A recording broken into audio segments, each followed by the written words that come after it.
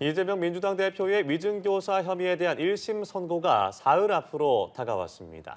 한편 공직선거법 위반 혐의로 1심에서 유죄를 선고받은 이 대표는 법원에 항소장을 제출했는데요. 오늘 관련해서 손정혜 변호사와 함께 얘기 나눠보겠습니다. 어서 오시죠. 네, 안녕하십니까. 안녕하세요. 네, 법원이 어제 다음 주 월요일에 진행이 되는 이재명 대표의 위증교사 의혹 1심 선고에 대해서 생중계 불허 결정을 내렸습니다. 지난 선거법과 같은 결론인데 법원은 불허 결정의 이유를 뭐라고 밝혔습니까? 네, 법익과 사건 진행 경과 등을 종합적으로 고려해서 판단했다라고 이제 설명을 했는데요. 예. 이 생중계 촬영 여부는 재판부의 전적인 허가 사항입니다. 그러니까 재량적 결정이라는 것인데요.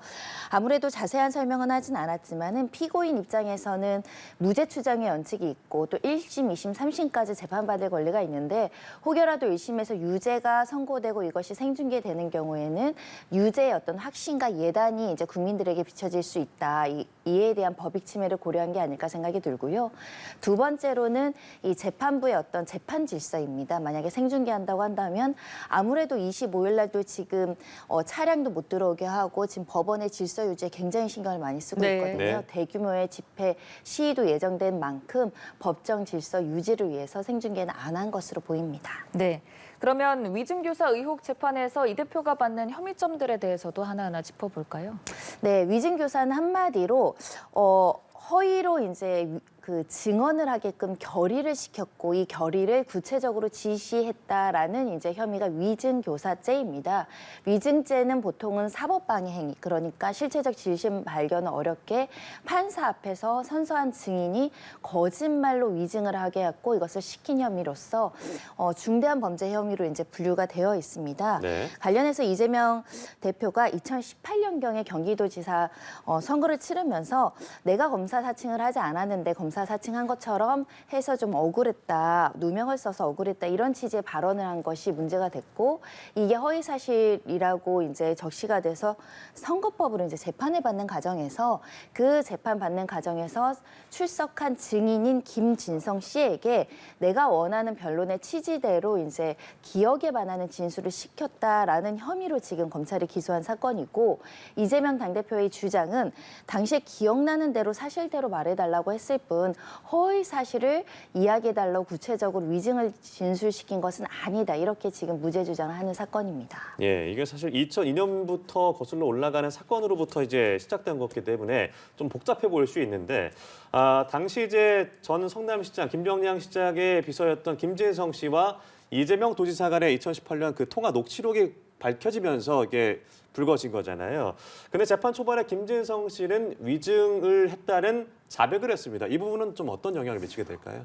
유죄의 핵심 증거인 거죠. 이 위증교사 사건에 김진성이라는 위증을 결의받았고 교사받았다는 사람이 내가 실제로 위증을 했다. 그리고 위증을 시킨 사람은 이 대표이다라고 구체적이고 진실되게 이제 증언을 했다라고 한다면 이것은 유죄의 확실한 증거로 신빙성 높게 재판부가 받아들여질 여지가 있기 때문에 예. 이 대표 입장에서는 이 김진성이라는 증언, 진술이 신빙성이 없다. 이것을 탄핵하지 않는 한 유죄의 증거로 사용할 가능성이 매우 높고요. 특히 이제 위증교사에서 가장 중요한 것은 진실이 아닌데, 그러니까 허위 사실임을 인식하면서 다른 사람에게 위증할 마음이 없는 사람에게 위증을 시켰을 때 성립하는 거잖아요. 근데 김진성 씨가 나는 위증을 했다. 위증을 시켰다 이렇게 자백한 이상 굉장히 어떻게 보면 무죄보다는 유죄 쪽으로 갈 수 있는 증거로 보입니다. 그럼 녹취록의 내용보다도 김진성 씨의 자백 여부가 더 중요하다는 말씀이세요? 법률적으로는 굉장히 중요한 증거이고요. 녹취록 역시 굉장히 중요한 물적인 증거가 될 수 있습니다. 그 당시에 어떻게 보면 생생한 현장을 녹음되어 있기 때문에 법원에서는 이 부분도 유죄의 증거로 사용할 가능성이 매우 높은데요. 네. 이 녹취록에는 이런 내용이 담겨 있습니다. 물론 이재명 당대표도 이 녹취록에도 내게 유리한 내용이 같이 포함되어 있다 이런 주장을 하는데요. 전반적인 내용을 들어보면 이렇습니다. 이재명 당대표에게 유리하게 녹음된 내용은 그냥 사실대로 기억나는 대로 말해주세요라는 단어가 포함되어 있거든요. 그런 만큼 나는 허위 사실로 이렇게 위증하라고 구체적으로 지시한 거 아니다. 기억에 반하는 진술을 하지 말고 기억에 따른 진술을 해달라고 요구하지 않았느냐 이렇게 주장도 하지만 네. 또 녹취록 일부 내용에는 이 증인 김진성 씨가 사실 저는 기억이 잘 안 납니다라고 얘기를 하는데도 재차 이렇게 나는 기억나니까 그런 취지대로 진술을 협조해줬으면 좋겠다라고 또 이야기하는 부분이 있거든요. 그러면서 변론 여지서도 보내주고 본인이 주장하고자 하는 바를 명확하게 또 전달하는 내용이 있어서 유무죄의 어떤 정황이 섞여 있는 녹취록인데 전반적으로 종합했을 때 그 맥락이 기억은 나지 않지만 이렇게 내가 기억하니 이렇게 구체적으로 진술을 해주십시오라는 해석이 따르면 이것도 예. 위증교사의 혐의가 인정될 여지가 있거든요. 그런 만큼 현재로서는 피고인에게 불리한 증거들이 다수 현출이 되어 있다라고 해석할 수 있습니다. 네, 일단은 검찰은 이 혐의와 관련해서 징역 3년을 구형한 바 있습니다. 위증교사죄는 보통 양형 기준이 어떻게 됩니까? 현재 양형 기준은 기본 양형 기준이 징역 6개월에서 징역 1년 6개월이 기본 양형 기준이고요. 예. 가중하게 되는 경우에는 징역 10개월에서 3년입니다. 가장 높은 3년을 검찰이 선택해서 법원에 구형을 했다 이렇게 말씀드릴 네. 수 있고 이렇게 이제 가장 중한 가중치로 구형을 했던 이유 중에 하나는 거짓말을 이제 반복적으로 했다라는 게 이제 검찰의 시각이고요. 네. 특히 이렇게 위증교사 사건에서 양형 기준상 가중 요소로 가장 강력하게 고려하는 것이 그 위증으로 재판 결과에 영향을 끼쳤는지 여부인데 검찰에서는 이런 위증으로 실제로 이재명 대표가 무죄 선고를 받았고 그것은 결국은 실체 진실을 왜곡시키는 결론에 이르렀기 때문에 가중 요소를 반영하지 않을 수 없다. 그리고 위증죄 같은 경우는 위증한 사람보다 위증교사의 재질이 더 나쁘다고 판단할 수 있기 때문에 가장 높은 형을 선택해서 구형을 한 것이고요. 다만 법원에서 유죄를 선택할지 유죄를 선고해서 또 여러 가지 양형 기준상 가중 요소를 볼지 감경 요소를 볼지는 좀 지켜봐야 될 것 같습니다. 네, 그럼 다시 좀 공직선거법 위반 재판으로 좀 돌아가 보겠습니다. 일단 이재명 대표는 항소장 제출했거든요. 검찰도 제출할 거라고 보세요? 검찰도 그 구형 기준보다는 다소 조금 낮게 나온 측면이 있으니까 양쪽에서 양형 부당으로 주장하면서 서로 공방을 이어가지 않을까 생각이 들어서요. 네. 양쪽 항소하는 사건이 될 가능성이 있습니다. 네. 그런 만큼 이 사건은 선거법상 검찰도 굉장히 입증에 굉장히 주력했던 사건이고 이재명 대표는 굉장히 정치적으로 특히 당의 입장에서도 중요한 사건이기 때문에 다투지 않을 수 없는 사건입니다. 예.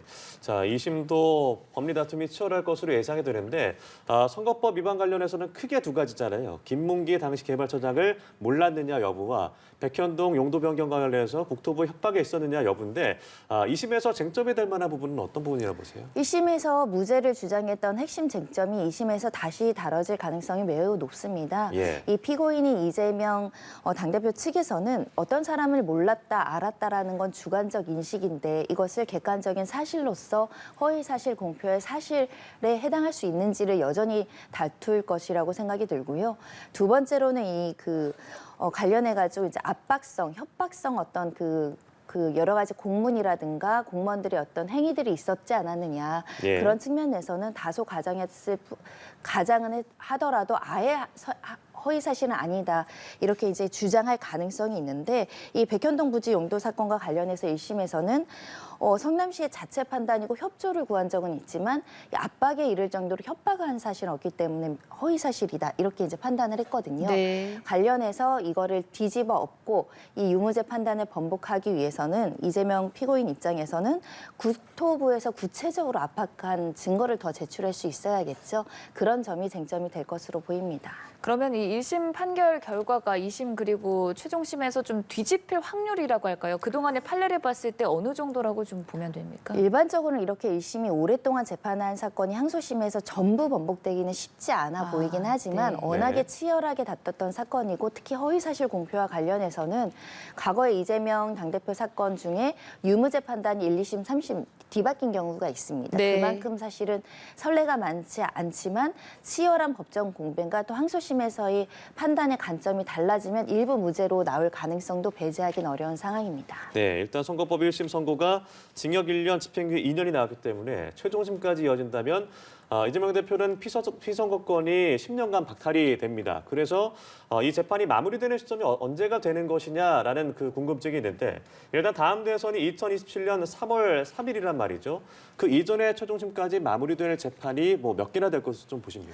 원칙적으로는 재판이 끝나야 맞습니다. 특히 네. 선거법 같은 경우는 6개월 이내에 선고하라는 기준도 내려져 있기 때문에 2년까지 그 대법원까지 가기에는 사실은 좀 무리가 있어 보이긴 하지만 항소심은 상대적으로 빨리 끝날 수 있는데 항상 문제는 대법원이죠. 상고기각 결정이 나오지 않고 실제로 뭐 전원합의체나 실질적인 심리로 넘어가게 되는 경우에는 대법원 사건이 2년, 3년, 4년 동안 선고되지 않는 경우도 왕왕 봤기 때문에 네. 단언하긴 어렵지만 그래도 선거법의 기존 취지상 조속하게 심리하고 재판 내리는 게 타당하지 않나라는 의견입니다. 네, 일단 당장 다음 주 월요일 위증교사 재판 또 다른 분수령이 될 것 같습니다. 손정혜 변호사와 함께했습니다. 고맙습니다. 고맙습니다.